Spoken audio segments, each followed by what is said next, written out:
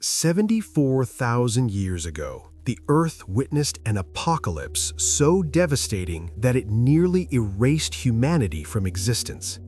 The Toba Supervolcano in Sumatra erupted with a force equivalent to 3,000 nuclear bombs detonating simultaneously. Within hours, a column of ash and debris shot 50 kilometers into the stratosphere, blocking out the sun across entire continents. The eruption ejected 2,800 cubic kilometers of material, making it the largest volcanic event in the last 2 million years. But here's what most people don't know. Genetic evidence suggests that human population crashed to as few as 3 to 10,000 individuals worldwide. We came closer to extinction than the giant panda is today. The volcanic winter that followed lasted between 6 to 10 years, with global temperatures plummeting by 16 degrees Celsius in some regions.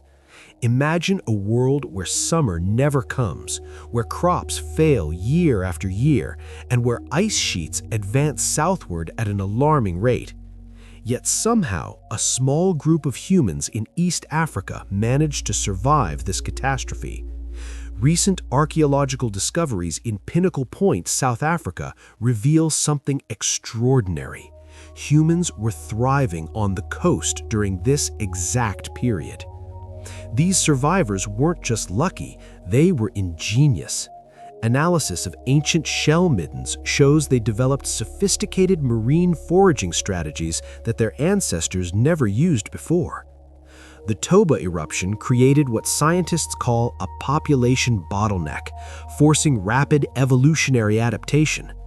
DNA studies reveal that all humans alive today descended from this tiny group of survivors, making us one of the least genetically diverse large mammals on Earth.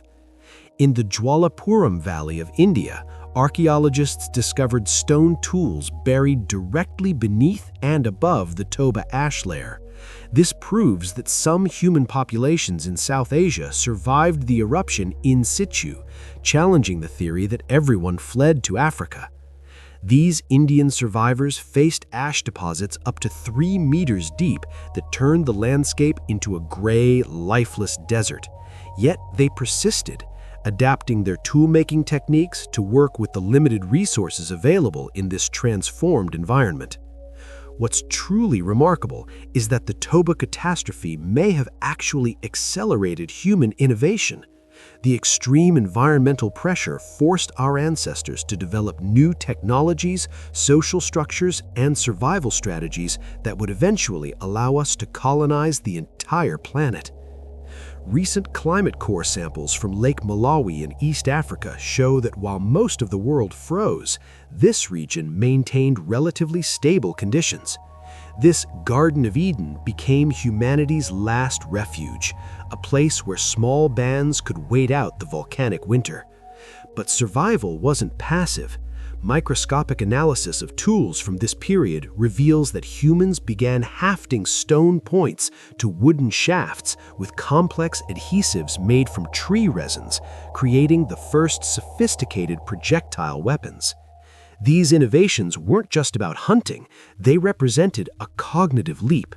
Creating compound tools requires abstract thinking, planning, and the ability to imagine future scenarios, skills that would define our species.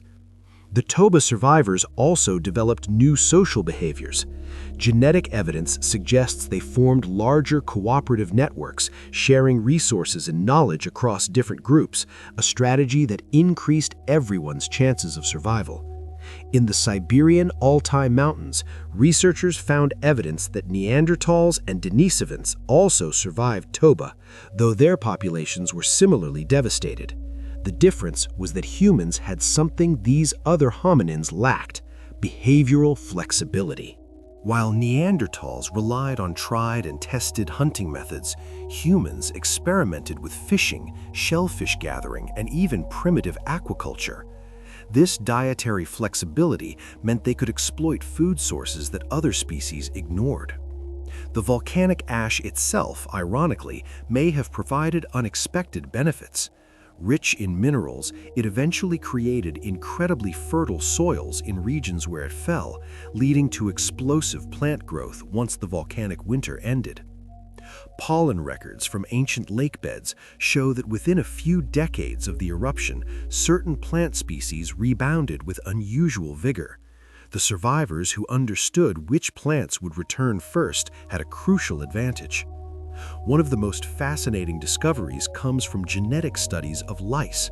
Human body lice evolved from head lice around 70,000 years ago, suggesting that survivors began wearing clothing regularly, an adaptation to the colder post-Toba climate. This wasn't just about warmth. Clothing technology required needles, thread, and an understanding of how to prepare animal skins, representing another leap in human technological sophistication.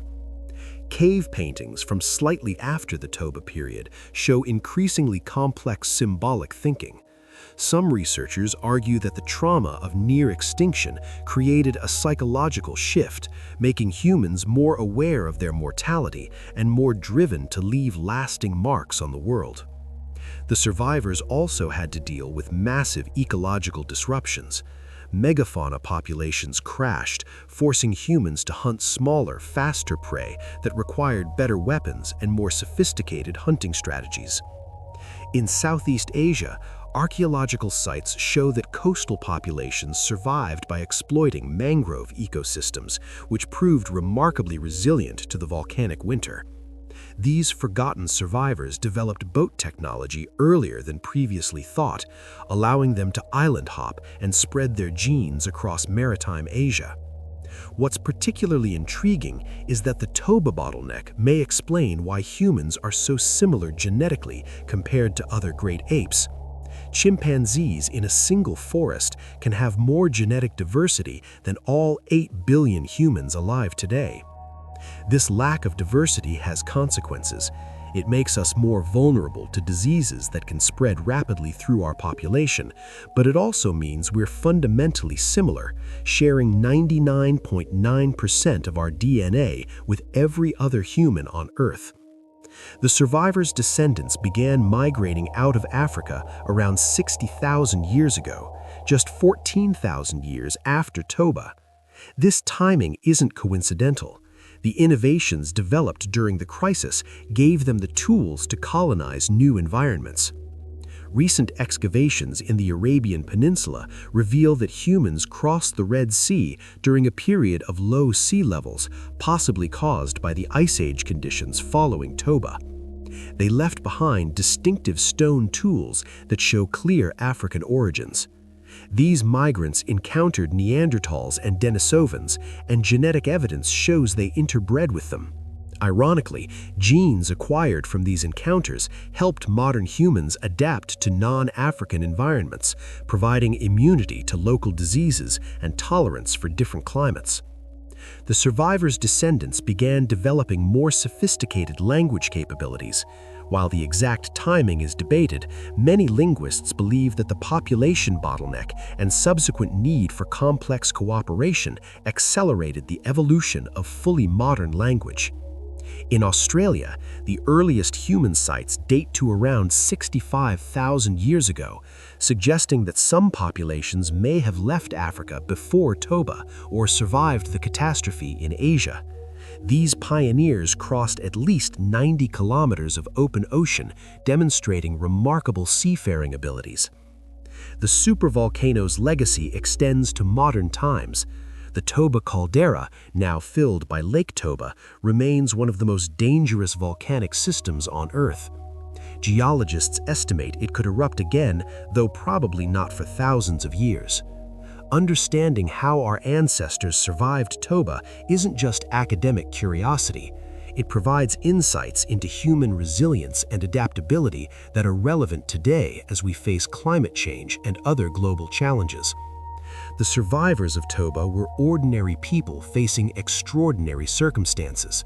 They weren't superhuman, they were simply human in the fullest sense, creative, cooperative, and unwilling to give up even when extinction seemed inevitable. Their story reminds us that humanity has faced existential threats before and emerged stronger.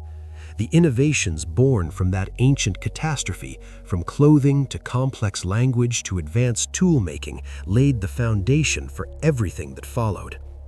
We are all descendants of those few thousand survivors who refused to let a volcanic winter be the end of the human story. Their resilience flows through our veins, a genetic memory of survival against impossible odds.